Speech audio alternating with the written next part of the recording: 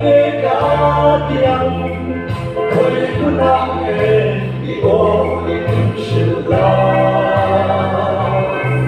Tuhan sa cherubim ito'y kapautuan nila Ako'y lumpela ng sumaray sila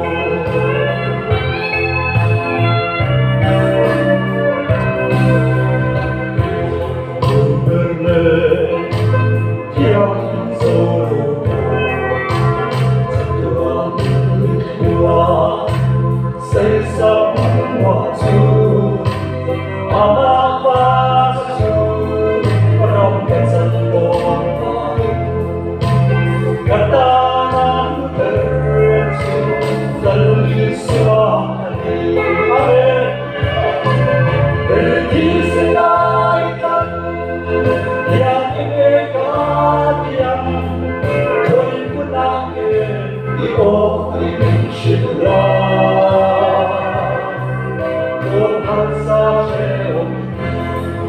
ito'y nakautuan nila Ako'y nakwetan pa ng sumaray silaw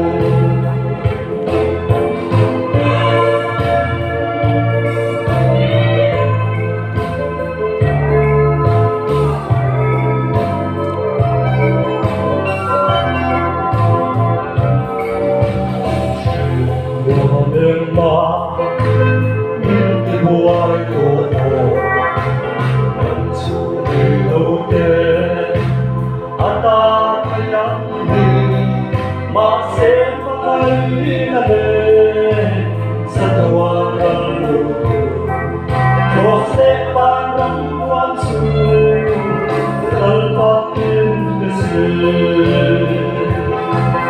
Eki sinaitan yan inegatian Huwag punangin ito inisila Tuhan sa